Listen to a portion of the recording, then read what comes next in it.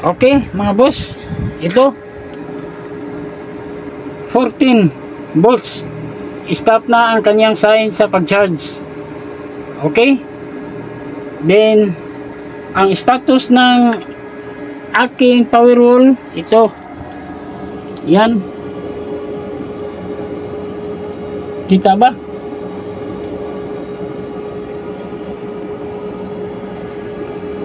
.8 or 7. Okay, nag-stop na pag-charge ang ating solar charge controller. So meaning, ang nag-protect sa ating battery ay ang ECC, solar charge controller. Okay, ito ang sa bulb. Pakita ko sa inyo sa bulb. Yan ang sa bulb. Yan, 13.8. Okay, wala yang BMS. Okay, kita ba? Equalizer lang nandyan, ang balancer, active balancer lang nandyan. So walang BMS, di ba? Okay, malinaw na ang explain ko.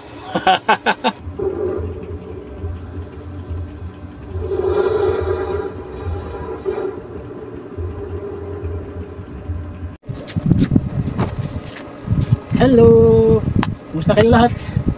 Welcome back to my channel. Ngayon, ang ating topic ngayon or gawin na content o video about sa ating Calb battery. Dahil maraming nangungumusta sa ating Calb 200EH na battery. Bakit daw hindi ko nilagyan ng BMS? Dahil sa aking one solar na hybrid inverter. So, ngayon, explain ko mamaya. So, akin lang ngayon, shout out na lang natin si yan, ito si at Gatsuko 9424. Kumusta na daw ang battery ko? Yan, sabi niya, kumusta battery nyo ngayon sir? Yung power wall. Okay, ang buto-sabot niya, ito ang power wall. Mamaya ipakita ko sa inyo ang status nito. Dahil alas 11:47 pa lang, yun, nag-stop na. Kita ba dyan? Okay, tingnan natin.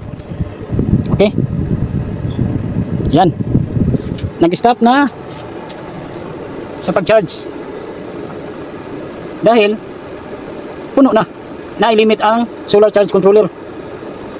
Pag mo start ang refrigerator, dahil refrigerator ang nakadala nito ng power inverter, babalik yan ng-charge. Okay, okay, okay. At shout out din kay Nico Corpus 4767. Ang comment niya po dito is ito, babasahin ko. Ito yan. Ang sabi po, yan, ito ang comment niya. Sabi po nyo, di na kailangan ng BMS kasi naka-hybrid ka. Okay? Sorry sir, correct po kita dyan, kahit po DE hybrid inverter, kailangan ng BMS ang battery kasi nag-uusap ang inverter at BMS. Okay. Pag wala ka BMS, sino magsasabi sa bawat cell na puno na siya? Okay. Sino magpo-protect sa overvolt, undervolt, overcurrent at undercurrent? Yan. No offense po and no disrespect. Try nyo din po, sirs, kung mali po ako. Okay? Explain ko lang po sa inyo, boss Miko. Ito ang okay, sasagutin ko po. Ito ang primero mong kuan, pangalawa mong istansa. Pag wala kang BMS, sino magsasabi sa bawat cell na puno na siya? Okay, ang magsasabi sa bawat cell na puno na siya, ito automatic na ang ECC, maditik na niya na puno na, automatic na ang ECC, solar charge controller, mag-stop na siya sa pag-charge dahil naditik na niya ang bawat isa battery na puno na dahil may equalizer. Okay, merong balance kasi ang equalizer, yan ang trabaho ng equalizer. So pag naditik na sa solar charge controller na puno na siya, mag-stop na siya sa pag-charge o sa pagbigay ng current volts. Okay? Okay. Ito pa. Sino magpo-protect sa overvolt, undervolt, overcurrent at undercurrent? Okay? Balikan ka. Ang magpo-protect sa ating battery ang solar charge controller. Okay? Gets? Okay, pasensya na. Ay, wala akong specific na kining hybrid inverter. So, ang aking ibig sabihin na ang aking power inverter ay 1 solar. So, tested ko na itong aking 1 solar. Iwan ko sa iba dahil hindi ko pa na subukan. So, okay, pasensya na. Ang ibig ko sabihin, ang aking 1 solar na power inverter. Okay mga boss? Na intindihan nyo ba ang sa aking side? Okay? Boss Nico? Okay. Okay, dito pa si shoutout kay @bridge25. Tanong niya sa comment niya, bakit wala kang BMS? Okay. Ako boss, mga boss, tested ko na itong aking power inverter na mag-stop pag-charge pag puno na ang battery. Even 19 volts pa lang, mag-stop na siya kapag na-load. Kahit ngayon, merong load na refrigerator. Pag mag-regulate ang refrigerator, diyan na siya kutob sa 13.9 volts, mag-stop na ang solar charge controller sa pagbigay o sa pag-supply ng volts current patungo ng battery. Okay? Okay, pakita ko sa inyo ngayon.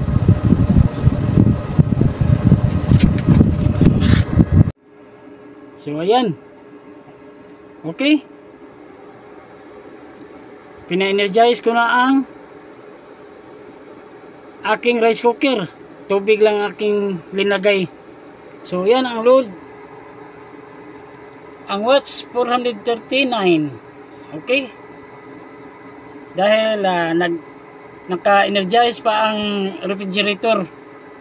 So plus rice cooker, yan ang 49 watts. Okay, ang sa ibaba is ang hertz, yan ay no, ang kilowatts hour. So ang output ng 1 solar na hybrid inverter is 220 kasi meron na kasing built-in na EBR ito. Itong hybrid na 1 solar meron ng built-in na EBR. So yan, nasa 13.6 siya. Okay, kay ang rice cooker naka-energize. Okay, yan, Nico Corpus ang ibig kong sabihin. 1 solar ang aking hybrid solar inverter. So iwan ko dyan sa linhagay mo, wala pa akong experience dyan. Sa akin, tested ko na ito ang 1 solar na hybrid ko, na hybrid. Okay, so papatayin ko yung rice cooker para mag-stop ito sa pag-charge. Okay, okay, papatayin ko. Okay, so patay na ang rice cooker. Din ang refrigerator ay nag-trip na po ang kanyang thermostat. So automatic siya charging. 13, di ba? 13.9. Nag-stop na siya pag-charge. Okay, Nico Corpus, boss. Sa akin lang 1 solar ang ibig kong sabihin, hindi ang DE. Okay? Hindi lahat pareho ang prinsipyo ng mga hybrid power inverter. Okay? Okay, boss Nico. Yan, nag-stop na siya pag-charge. Yan. Pakita ko sa inyo ang mga backup kong battery. Yan. 13.6 na 50 each. At ito naman ang EV. Yan. Ang battery type na EV. Cylinder. Yan. 13.8. At ang power wall, yan, 13.7. Okay, Boss Nico, Corpus, nakaintindihan na tayo. Sa DE, wala akong ideya sa DE dahil wala pa akong DE na testing. Okay? At sa calv, yan, nag 13.7 siya. Okay? Okay mga boss, gets nyo ba ang sa akin? O yan, dyan na siya taman, 14 volts, hindi na siya magcha-charge. Meaning, Boss Nico, Corpus, ang nag-protect sa ating battery ay ang solar charge controller, hindi ang yan, nag-start ang refrigerator.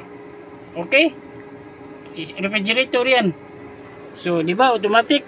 Yan, 13.9. Okay, Boss Nico, Corpus, ang sabi mo, ang ating power inverter ay ang trabaho ito ng ating power inverter ay ang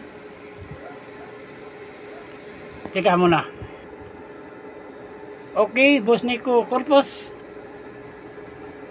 ang trabaho ng ating power inverter ay ang pag-convert sa DC to AC, 12, 13, 14 to 48 volts DC, convert niya sa 220 to 25 or 230 volts. Yan ang trabaho ng power inverter. Pag mag-protect sa ating battery, ito ang solar charge controller. Yan, nag-stop siya sa pag-charge. Diba?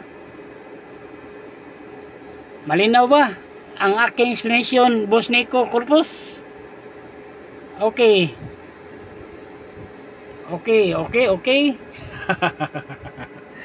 Yan.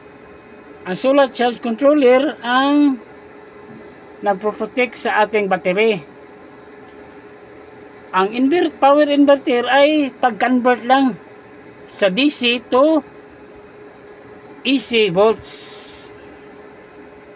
Okay? Boss Nico, malinaw ba ang explanation ko? Okay, pasensya na sa iba dyan nga na. Yan. Yan ang calv. Walang problema. Walang problema ang ating calv battery. Mga 5 buwan na ito. Ay no. 3 to 4 months na ito. Nya sa mga sunod na araw ma-deliver itong aking additional nga 4 na 200 AH na calv dahil may plano akong mag 24 nito.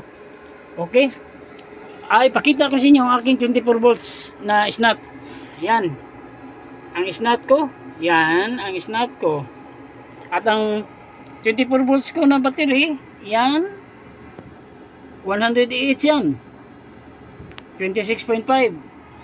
Okay, ang kanyang solar charge controller ito. Yan, Boss Nico, ang mag-protect sa ating battery, ito ang solar charge controller, hindi ang power inverter. Pag-convert lang yan ang power inverter. Okay, malinaw ba? Okay, ang naglo-load nito ng 24 volts, ito ceiling fan, yan meron 6 meter yapon na watts na, merong 61, 59 also, pa iba-iba ang kanyang power watts. Yan ang sa 24 volts, yan ang mga nakasaksak nakagamit niya. Okay, ito sa One Solar refrigerator. Yan, ito ang snout. Sige lang, yung mga hangyo na maggawa ako ng parameter setting sa snout, abangan nyo lang mga boss, dahil busy sa trabaho eh. Yung May 1 trabaho ako, ngayon Sunday, okay na, nakagawa na ako ng video. So